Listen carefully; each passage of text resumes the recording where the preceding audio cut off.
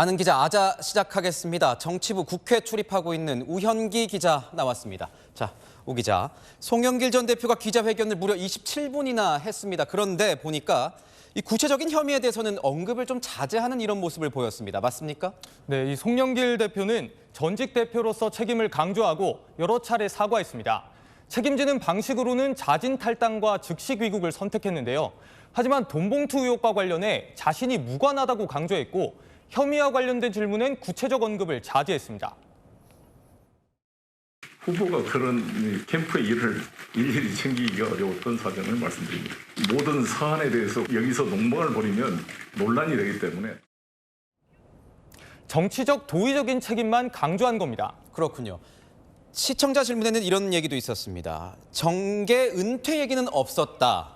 정치 활동은 계속하겠다는 뜻이냐 이런 질문도 있었는데 어떤 속뜻이 담겨 있습니까? 네, 기자회견에서도 질문이 나왔거든요. 이렇게 답했습니다. 저는 정치를 직업이나 생계로 하지 않았습니다.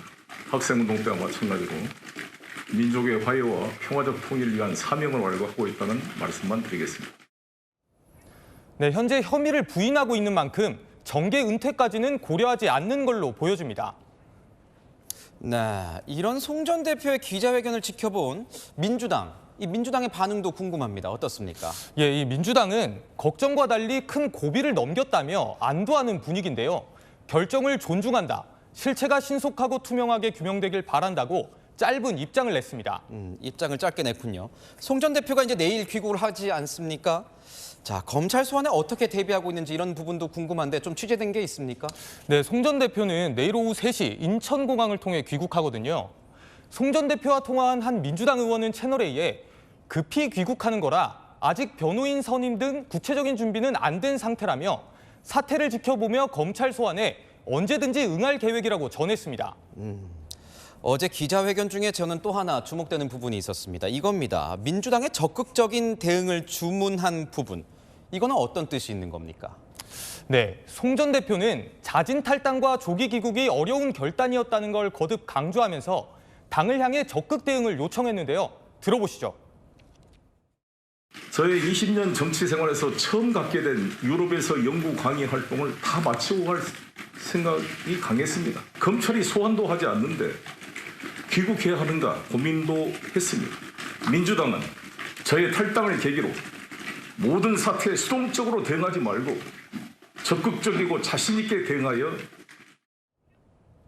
일각에서는 선제적으로 탈당 결정을 내린 만큼 앞으로 검찰 수사에 대비해 당의 지원 사격을 요청한 것 아니겠냐는 해석도 나왔습니다. 민주당도 그렇다면 송 전 대표의 이런 주문에 호응을 할 것 같습니까? 어떨 것 같습니까? 안 그래도 제가 오늘 당 관계자에게 물어봤습니다. 그런데 이렇게 답했습니다. 적극적으로 대응해야 된다 주문했는데요. 어떻게 보시는 거예요? 향후 이제 사건 내용이 좀 더 규명이 되기 시작하면 당에서도 여러 가지 대책을 검토하고 내놓을 예정입니다. 실체를 밝히는 게 우선이라는 답변입니다. 그렇군요. 민주당의 고민이 좀 깊어 보이는데 이 논란을 정리할 만한 뾰족한 수가 현재 있는 겁니까? 어떻습니까?